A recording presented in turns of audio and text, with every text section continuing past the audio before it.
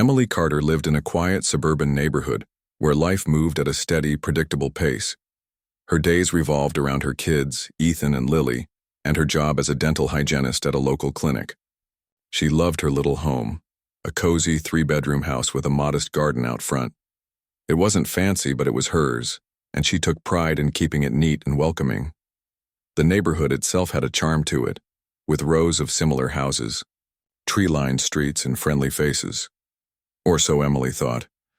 Every month, the residents gathered for Homeowners Association, HOA meetings, which were supposed to be about maintaining the community's standards. These meetings often turned into debates over things like whether someone's mailbox color violated the HOA guidelines, or if parking on the street after 9 p.m. should be allowed. Most people attended these meetings just to stay informed, but one person always stood out: Karen Hargrove. Karen was what some might call overly involved.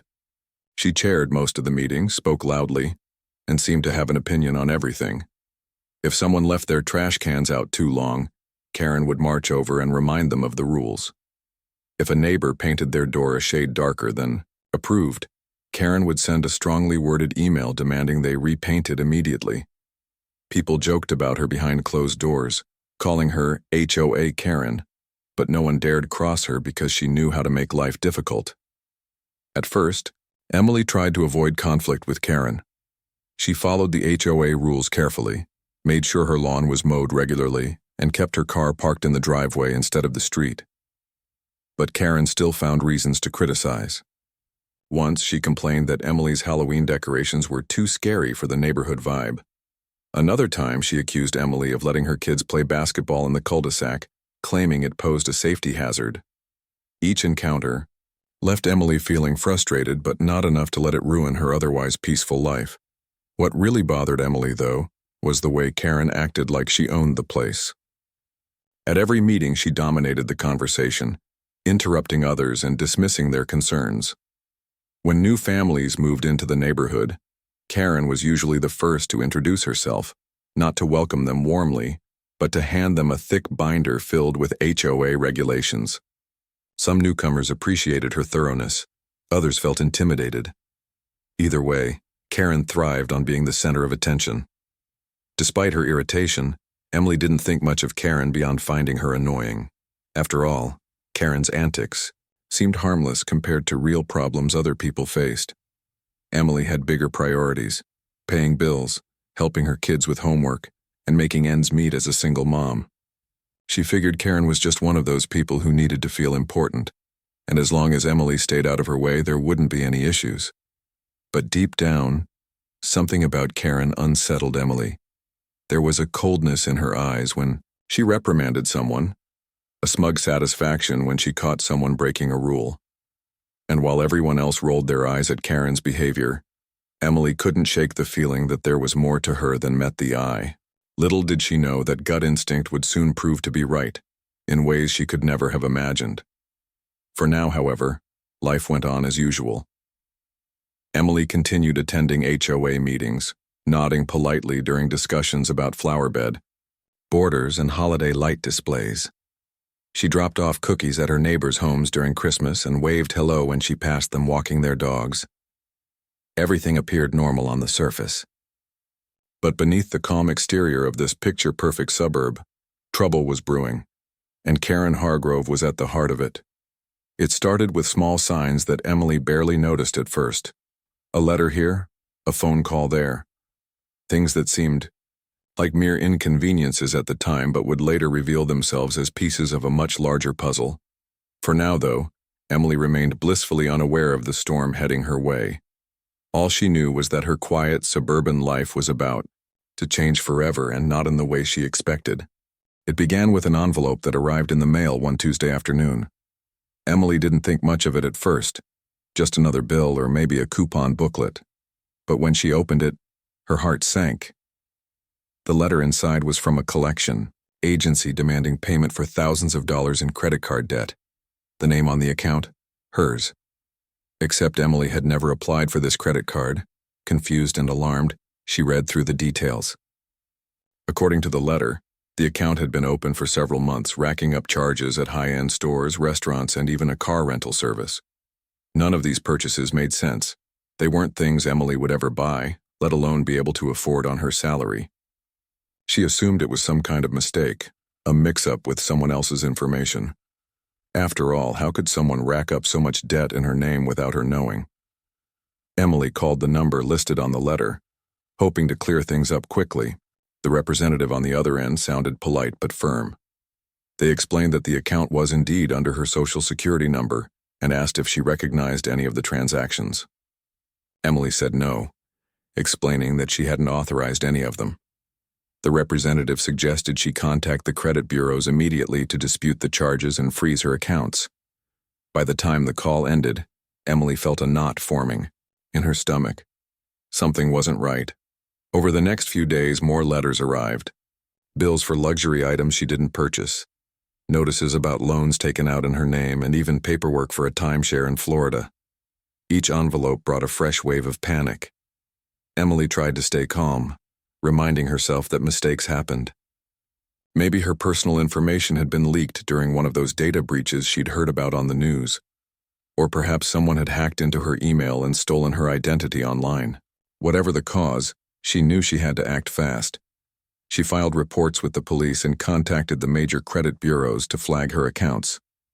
Representatives assured her they would investigate, but their responses felt vague and impersonal. One agent told her it could take weeks or even months to resolve everything.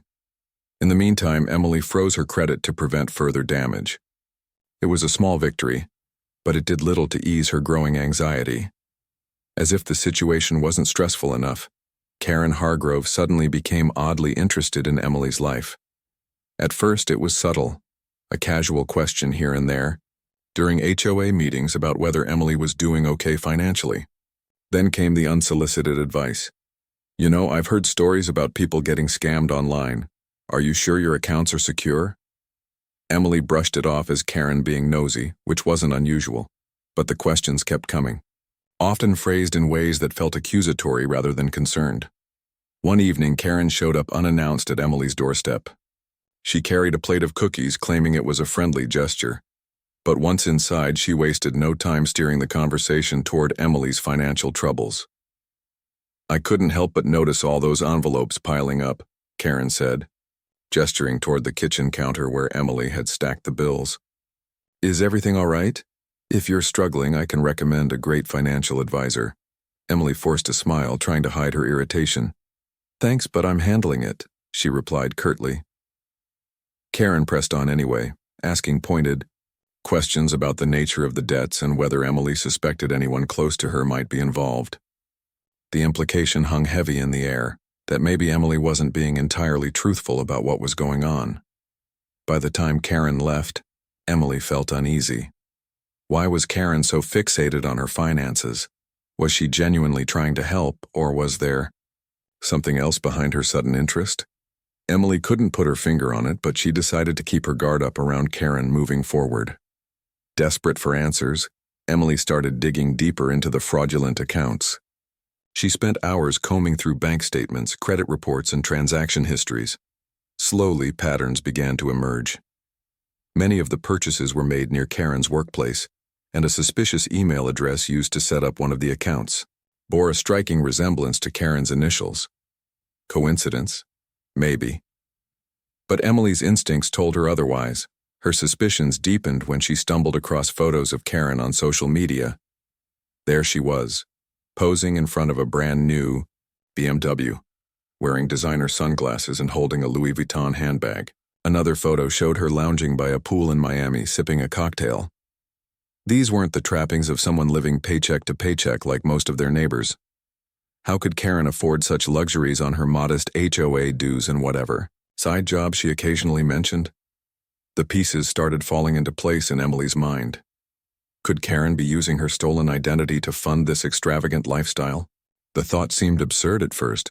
Karen was annoying, yes, but capable of committing fraud? Yet the evidence was hard to ignore. The timing lined up perfectly.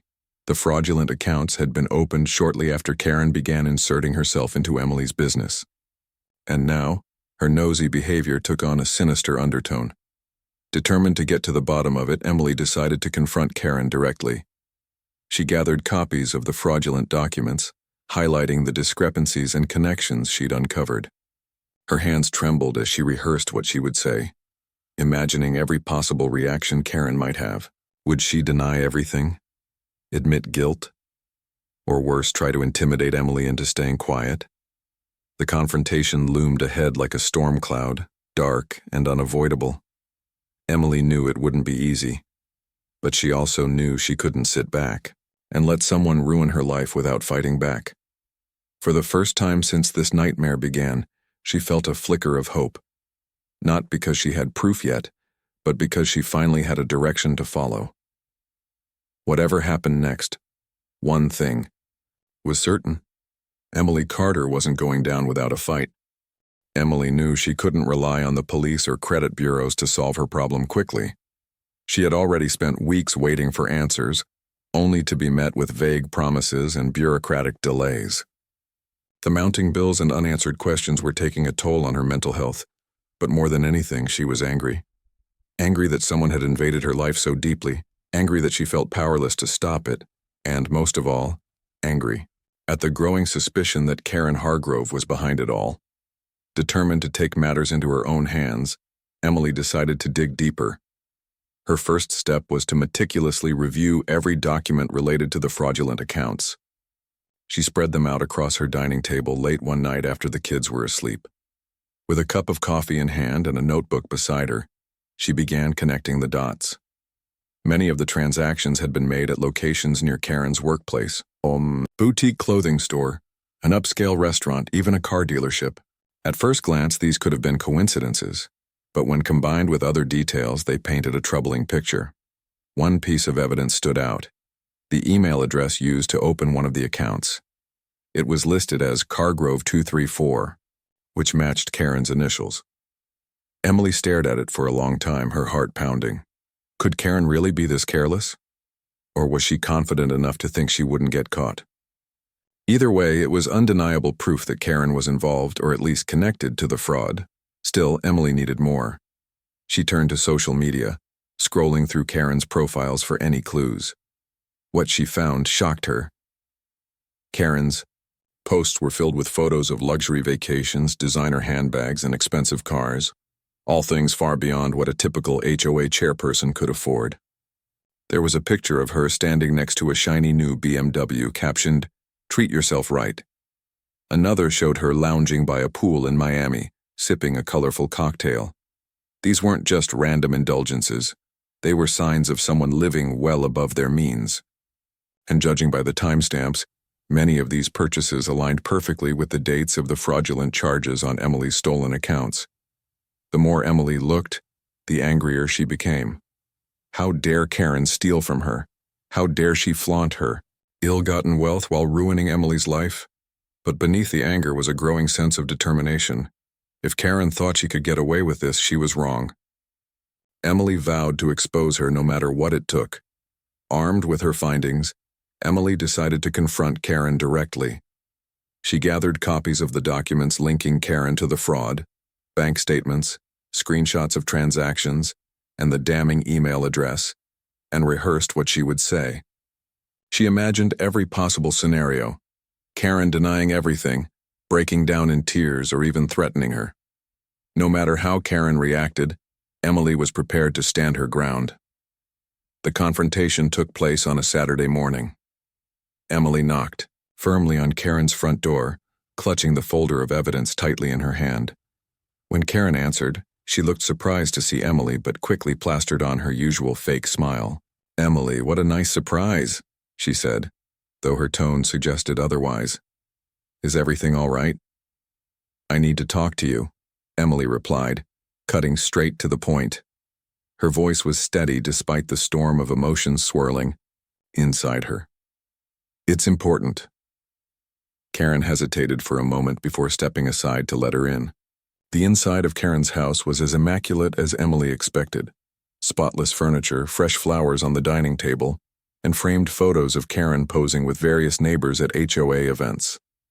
It was almost laughable given what Emily now knew about her. Once seated in Karen's living room, Emily wasted no time. "I know what you've done," she said bluntly, placing the folder on the coffee table between them. "You've been using my identity to open accounts and make purchases. I have proof." Karen's expression shifted instantly. The friendly facade vanished, replaced by a cold, calculating stare. For a moment she said nothing, simply staring at Emily as if trying to gauge how much she really knew.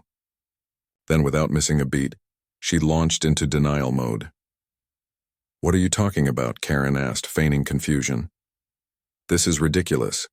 You must have given your information to someone accidentally. Maybe you fell victim to some scam online. Have you checked your devices for viruses?" Emily wasn't fazed.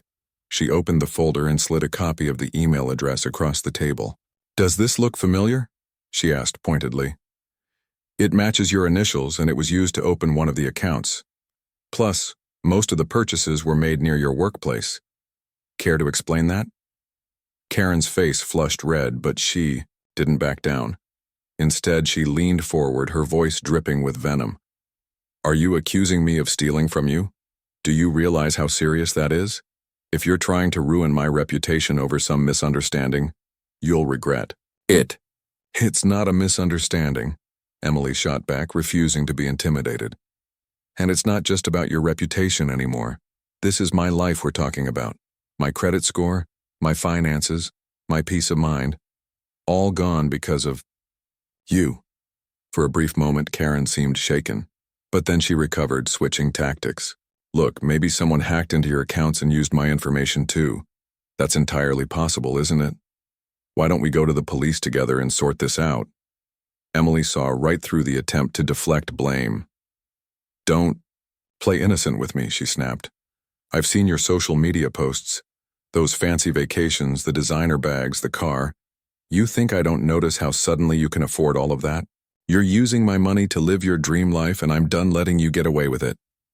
The room grew tense as silence settled between them. Karen's eyes darted around, searching for an escape route, but Emily held her gaze firmly. Finally, Karen sighed, leaning back in her seat. "Fine," she said, her tone resigned but still laced with defiance. "Let's say hypothetically that I did use your information. What do you want me to do about it?" Emily hadn't expected such a brazen admission, not outright at least, but she refused to let Karen manipulate the situation. "First, you're going to admit everything," she said. "Then you're going to help me fix this mess, and if you don't, I'll make sure everyone in this neighborhood knows exactly who you are." Karen laughed bitterly. "You think anyone will believe you? They'll side with me, Emily. I'm the one who keeps this neighborhood running smoothly. You're just you." It was a low blow, but Emily refused to rise to the bait. She stood up, gathering her papers. "We'll see about that," she said coolly. "But remember this. If you try to run or cover your tracks, I'll find out. And trust me, you won't like what happens next." As Emily walked out of Karen's house, her mind raced with possibilities. Confronting Karen had been cathartic, but it wasn't enough. She needed concrete evidence to prove Karen's guilt beyond a doubt. More importantly, she needed backup, someone who could help her navigate the legal system and ensure justice was served. That's when Emily remembered something Agent Reynolds from the FBI had told her during their initial conversation. Sometimes, cases like hers were part of larger operations. Could Karen be working with others? Was she merely a pawn in a bigger scheme? The thought sent chills down Emily's spine, but it also gave her hope. If she could uncover the full extent of Karen's involvement, she might finally be able to put an end to this nightmare. For good. Little did Emily know, help was closer than she realized. As she drove home, her phone buzzed with a text message from an unknown number. "We're watching, don't give up. Give." The text message from the unknown number left Emily shaken but intrigued. Who could it be? Was it someone trying to warn her or scare her off? The phrase, "we're watching," echoed in her mind long after she'd set her phone down. It felt ominous, like a shadow lurking just out of sight. Yet at the same time, there was something oddly comforting about it. If someone else knew what Karen was up to, maybe they could help her bring her down. Emily spent the next few days replaying the confrontation with Karen over and over in her head. While she had gathered some damning evidence, she couldn't shake. The feeling that Karen wasn't acting alone. Her lifestyle was far too extravagant for a single person's petty fraud scheme. There had to be more to it. Connections, accomplices, or even a larger operation pulling the strings. But how could Emily uncover the truth without putting herself in danger? Her thoughts kept circling back to the FBI. Agent Reynolds had mentioned, during their earlier conversation, that identity theft cases often tied into bigger criminal networks. Could Karen be part of one of those networks? And if so, could the FBI already be investigating her? Emily decided it was worth reaching out.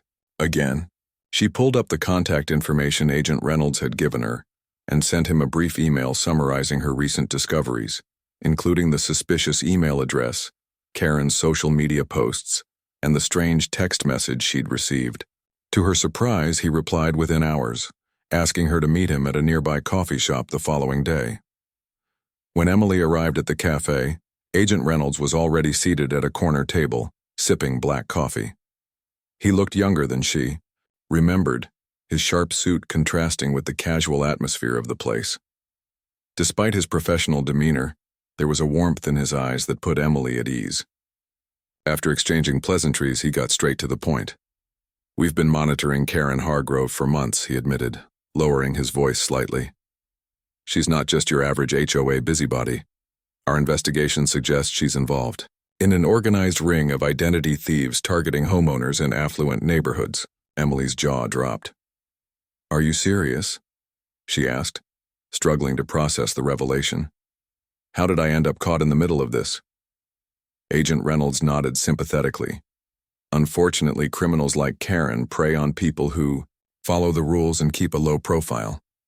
They assume victims won't notice until it's too late, or won't have the resources to fight back. In your case, Karen probably saw you as an easy target because of your involvement in the HOA. She may have thought she could manipulate you or intimidate you into staying quiet." Emily clenched her fists under the table, anger bubbling inside her. "Well, she underestimated me," she said firmly. "What can I do to help stop her?" Agent Reynolds leaned forward, his expression turning serious. "Right now, we need solid evidence to tie Karen directly to the fraud. We suspect she's working with others, but we don't yet know the full scope of their operation. If you're willing, we'd like you to continue gathering intel while we monitor the situation from our end." "What does that mean exactly?" Emily asked cautiously. The idea of playing along with Karen made her nervous, but she knew it might be her only chance to expose the truth. "It means letting Karen think she still has the upper hand," Agent Reynolds explained. "Keep interacting with her as though you believe her denials, but document everything. Record conversations if possible, and report anything unusual to us immediately. This will allow us to build a stronger case against her, and potentially, against her accomplices." Emily hesitated for a moment, weighing the risks. Going toe-to-toe with someone like Karen was dangerous, especially if she was part of a larger criminal network. But the alternative, letting Karen walk away scot-free, was unthinkable. Finally, she nodded. "I'll do it," she said resolutely. "But I want your assurance that you'll protect my family if things go south." "You have my word," Agent Reynolds promised. "Your safety is our top priority. Just remember, don't confront Karen alone, and let us handle any physical surveillance. Your job is to stay observant and share what you find." With a renewed sense of purpose, Emily returned home and began planning her next move. Over the next week, she carefully orchestrated interactions with Karen, pretending to doubt her own suspicions. She sent her polite texts asking for clarification about certain transactions and casually mentioned running into old acquaintances who might vouch for her financial stability. Each message was designed to keep Karen talking, giving Emily opportunities to gather more evidence. One evening, Emily invited Karen over under the pretense of discussing upcoming HOA events. As soon as Karen walked through the door, Emily turned on a small recording device hidden in her purse. She acted friendly but concerned, steering the conversation toward finances. "I've been reviewing my accounts again," she said lightly, "and I noticed some discrepancies that still don't add up. Have you ever heard of anyone using stolen identities to open credit cards? It's terrifying." Karen stiffened visibly, but quickly masked her discomfort with a dismissive laugh. Oh, come on, Emily. You really think someone would go to that much trouble just to impersonate you? That sounds like something out of a movie. Maybe, Emily replied, keeping her tone neutral. But it's funny. Some of the fraudulent charges were made near places you frequent, like that boutique downtown, or the restaurant where you always host HOA meetings. Karen's smile faltered, and for a split second panic flickered across her face. Then she recovered, leaning back in her chair with forced nonchalance. Coincidence, I guess. People shop and eat at the same places all the time. True, Emily agreed, her voice softening. But here's the thing. One of the email addresses used to open an account matches your initials. Cargrove 234. Ring any bells? For the first time, Karen looked genuinely rattled. She shifted uncomfortably in her seat, avoiding eye contact. You're grasping at straws, she muttered. If you're trying to pin this on me, you're wasting your time. I'm not trying to pin anything on you, Emily countered, smoothly.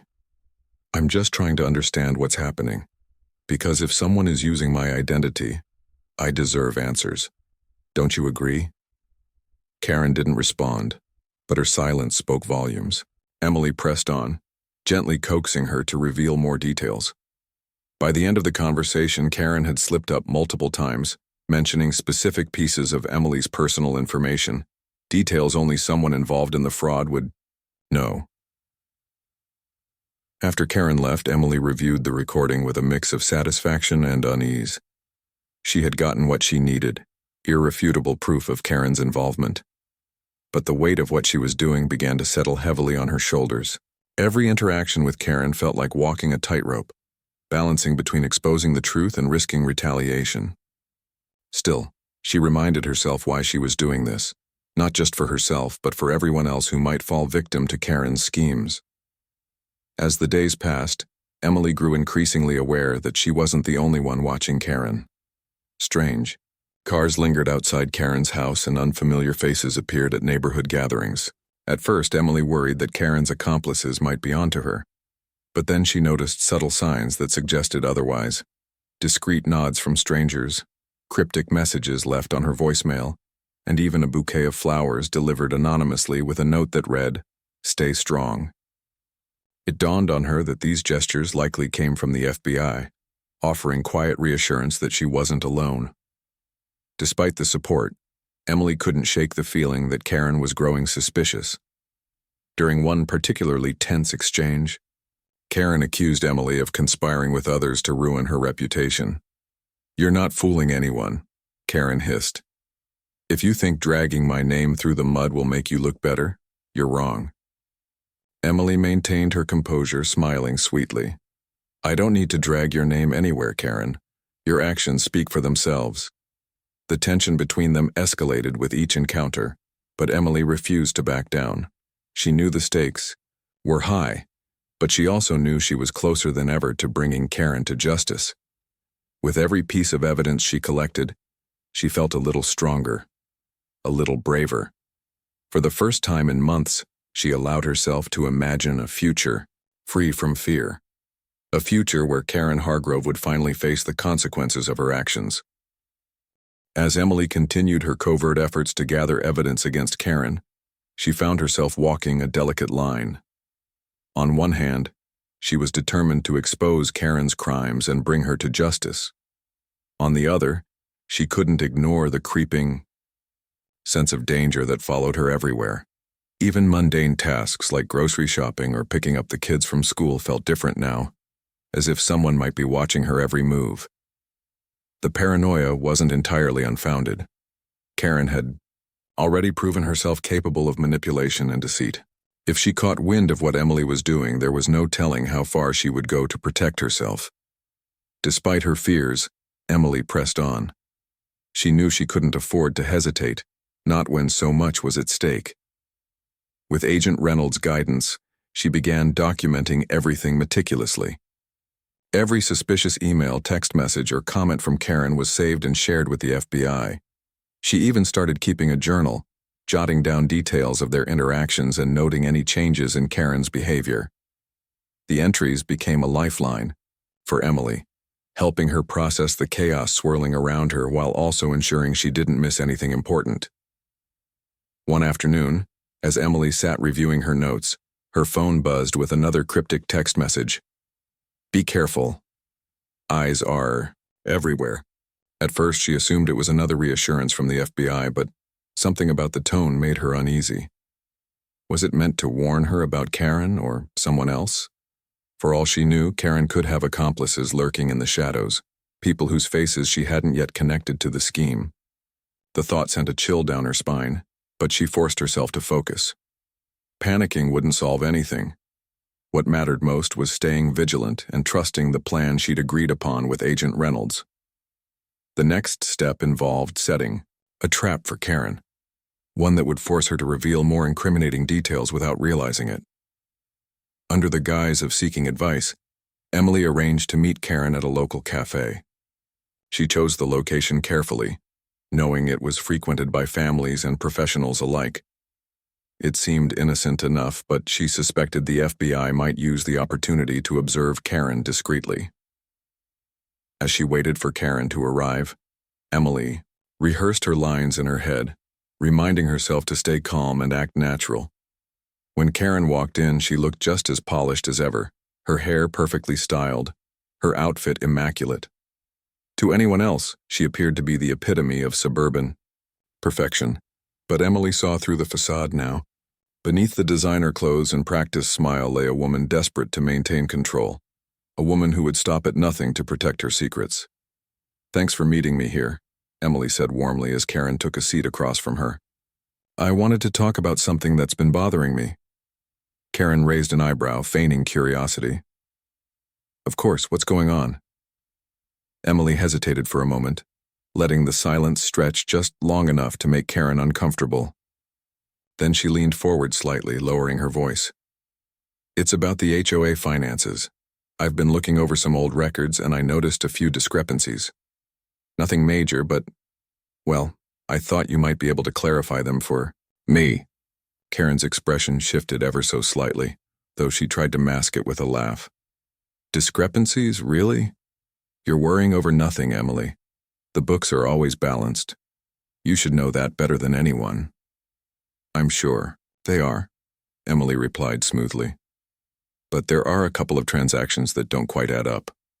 For example, there's a payment listed under my name for a vendor I don't recognize. Does that ring a bell?" Karen stiffened, her fingers tightening around her coffee cup. "No idea," she said quickly. "Maybe it was a mistake. Things like that happen sometimes." "They do," Emily agreed, nodding thoughtfully. "But it's strange, isn't it? Because when I looked closer, I realized the same vendor appears in several other accounts, including yours." For a split second, panic flashed in Karen's eyes. She recovered almost instantly, plastering on a tight smile. "That's ridiculous. Why would I have anything to do with your personal finances?" "Honestly, Emily, you're starting to sound paranoid." Emily shrugged, pretending to consider the possibility. "Maybe I am. Or maybe there's more to this story than either of us realizes. Either way, I think it's worth investigating further, don't you?" Karen didn't respond right away. Instead, she glanced around the cafe, her gaze lingering on a man sitting 2 tables away. He was typing on a laptop, his back turned to them, seemingly oblivious to their conversation. Emily followed Karen's gaze but didn't let on that, she noticed. Could he be one of Karen's accomplices? Or was he simply a random customer? There was no way to tell for sure. After a tense pause, Karen leaned in closer, her voice dropping to a whisper. "Listen, Emily. Whatever you think you know, you're wrong. You're playing a dangerous game and you don't even realize it. Trust me. It's better if you just drop this whole thing." Emily met Karen's stare head-on, refusing to flinch. "I can't do that," she said firmly. "Not until I get answers. My life has been turned upside down because of this mess, and I deserve to know why." Karen studied her for a moment, searching for signs of weakness. When she found none, she sighed dramatically. "Fine. Do what you want. But don't say I didn't warn you." With that, she stood up abruptly and left the cafe, leaving Emily alone with her thoughts. The encounter had gone exactly as Emily had hoped. Karen's reaction confirmed her guilt, and the recording device hidden in Emily's bag captured every word. Still, there was no denying the underlying threat in Karen's warning. Something bigger was at play here, and Emily couldn't shake the feeling that she was being watched. Over the next few days, Emily doubled down on her efforts to document Karen's activities. She paid close attention to her social media posts, noting any mentions of new purchases or trips. She also reached out to neighbors discreetly, asking if they'd noticed anything unusual about Karen's behavior. Most dismissed her concerns, chalking them up to jealousy or paranoia.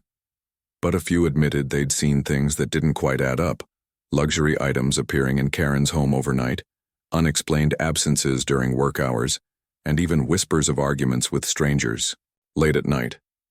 Meanwhile, the FBI remained a constant presence in Emily's life, albeit a subtle one. Agent Reynolds checked in regularly, updating her on their progress and offering reassurance whenever she doubted herself.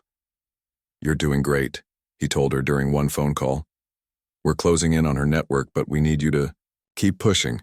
Soon we'll have everything we need to take her down." Emily appreciated his encouragement, but she couldn't help feeling like a pawn in a much larger game.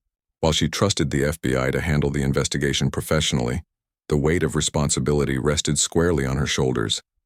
Every decision she made, every risk she took, it all came back to her. And the closer they got to exposing Karen, the more vulnerable Emily felt. One evening, as she tucked her kids into bed, Emily paused to watch them sleep. Their peaceful faces reminded her of why she was fighting so hard. This wasn't just about clearing her name or reclaiming her stolen identity. It was about protecting her family from harm. No matter what happened next, she vowed to see this through to the end, even if it meant confronting her deepest fears.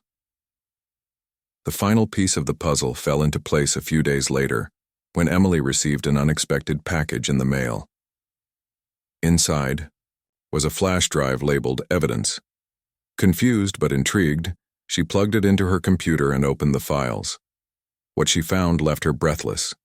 Bank statements, emails, and photos linking Karen not only to the fraud, but also to a wider criminal network operating across multiple states. Among the documents was a list of names, including those of Karen's alleged accomplices, and detailed plans for future schemes. Emily immediately forwarded the files to Agent Reynolds, who called her within minutes. "Where did you get this?" he asked, his voice urgent. "I don't know," Emily admitted. "It just showed up at my door. Someone must have sent it anonymously." Agent Reynolds paused, considering the implications. "Whoever it is, they're taking a huge risk. This information could blow the case wide open." "Does that mean you can arrest Karen now?" Emily asked hopefully. "Not yet," he replied. "But we're getting close. With this new evidence, we can finally set up a sting operation. Just hang tight a little longer, okay? We'll handle the rest." As Emily hung up the phone, she felt a surge of relief mixed with apprehension. The end was in sight, but the journey wasn't over yet.